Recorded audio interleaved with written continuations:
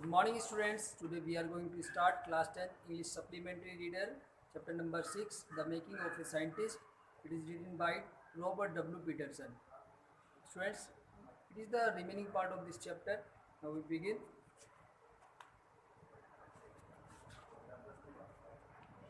At the end of the book, readers were invited to help study butterfly migrations. यानी इस जो book दी थी उसकी माता ने एब्राइट को, उस बुक के अंत में क्या दिया हुआ था, जो यानी रीडर्स को आमंत्रित किया जाता था क्या करने के लिए, कि तितलियों के स्थानांतरण के अध्ययन की सहायता के लिए.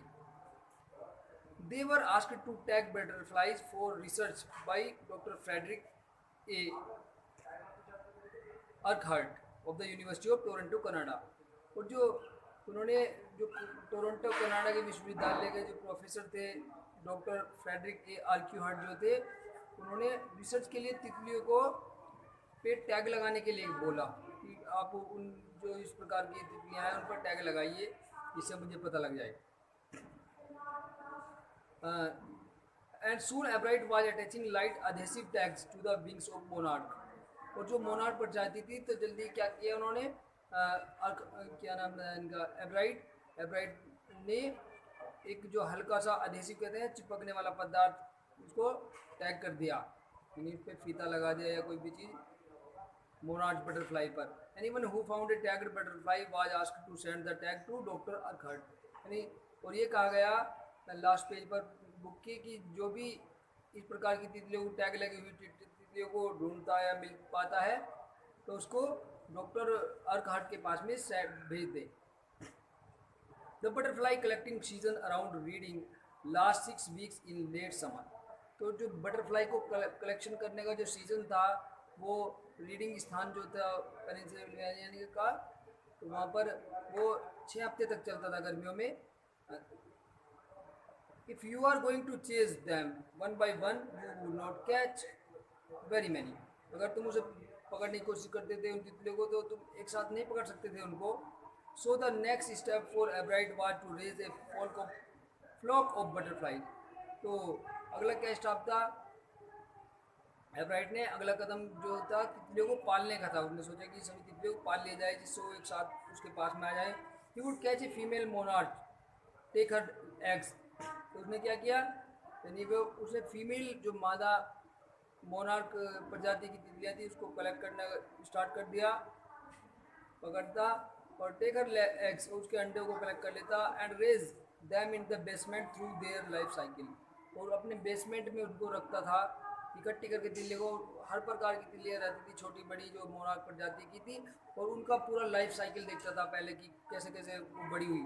From egg to caterpillar to pupa to adult butterfly. यानी जैसे कि अंडे से कैटरपिलर कैसे बनता है और फिर कैटरपिलर से प्यूपा कैसे बनता है और प्यूपा से बटरफ्लाई अडल्ट बटरफ्लाई कैसे बनती है.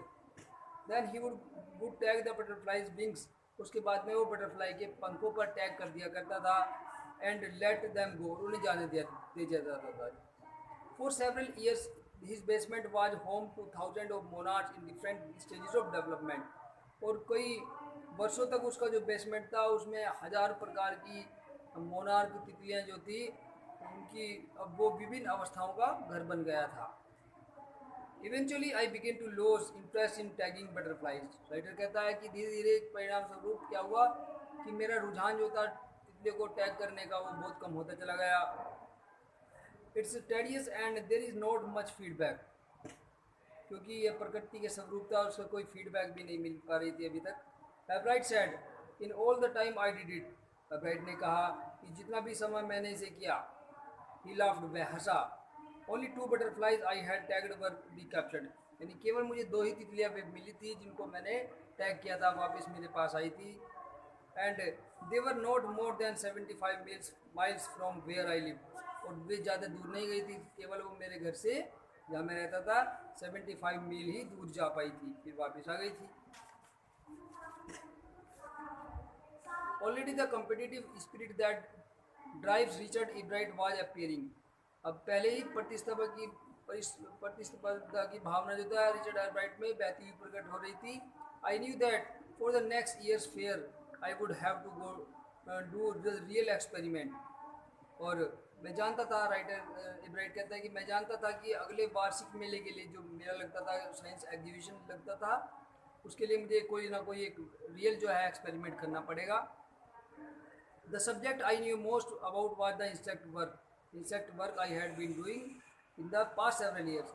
और मुझे उसका विषय भी पता था कि मैं जिस चीज़ के ऊपर इंसेक्ट यानी कीटों के ऊपर रिसर्च कर रहा हूँ, तो वो कई वर्षों से मैं उसको करता आ रहा था। So he wrote to doctor Urquhart for ideas. इसलिए हेब्राइट ने डॉक्टर अर्कहर्ट को अपने आइडिया विचार के बारे में लिखा। And back came A Stag of suggestion for experiments. और उनके सजेशन वापस उनका जो रिप्लाई आया डॉक्टर अर्कहर्ट से, इसके पास में एब्राइट के पास में आया उनके जवाब।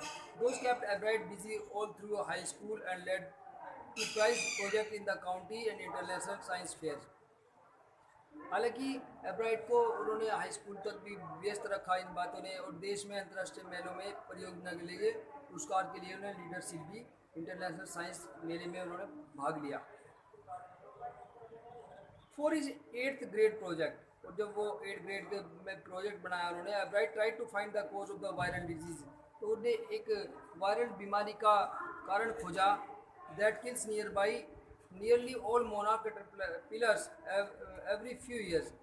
कि प्रत्येक कुछ वर्षों में सभी मोनार्क जो कैटरपिलर होते हैं वे मर जाते हैं। वो किस कारण मरते हैं? Ebright thought the disease might be carried by a beetle. Beetle कहता है भोरा, भोरा उड़ने वाला वो होता है कीट, बीटल।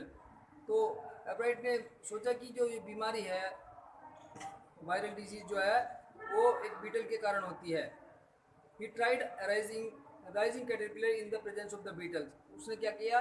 कैटरपिलर्स को बीटल्स के पास में रखना स्टार्ट कर दिया, जिससे पता लग जाए कि क्या वास्तव में ये बीमारी इनसे होती है। I didn't get any real results. लेकिन मुझे कोई वास्तविक रिजल्ट नहीं मिले, परिणाम नहीं मिले, इब्राइट कहते हैं। He said but I went ahead and और मैं आगे चलता चला गया and showed that I had tried the experiment. और मैंने दिखाया कि मैंने बहुत प्रयास किया है। एंड दिस टाइम आई वोन। और इस बार मैं जीत गया, यानी मैंने विजय प्राप्त कर ली अपने एक्सपेरिमेंट में। The next year is science fair project by testing the theory that. तो अगले साल जो एक साइंस का जो प्रोजेक्ट था मेले का, उसमें एक थ्योरी दी गई मेरे द्वारा। The viceroy butterflies copy monarch. यानी जो वाइसराय प्रजाति की जो तितलियाँ होती हैं वे मोनार्क तितलियों की नकल करती हैं। The theory was that viceroy look like monarch. और ये सिद्धांत ये था कि जो वाइसराय प्रजाति की जो तितलियाँ होती हैं वो लगभग देखने में मोनार्क जैसी लगती हैं। Because monarch don't taste good to birds. क्योंकि जो मोनार्क की तितलियाँ जो है पक्षियों को स्वादिष्ट नहीं लगती खाने में। Viceroy on the other hand, जबकि जो वाइसराय तितलियाँ होती हैं do taste good to the birds, birds के लिए बहुत ज़्यादा स्वादिष्ट होती हैं। So the more they look like monarchs the less likely to they are the become the bird's dinner. और इसलिए जितना अधिक वे मोनार्क तितलियों की तरह लगेंगी, उतना ही अधिक उनके पक्षियों को भोजन बनाने में और ज़्यादा संभावना उतनी अधिक होगी। ओके स्टूडेंट्स, नेक्स्ट वीडियो में नेक्स्ट करते हैं। Okay, take care, bye bye.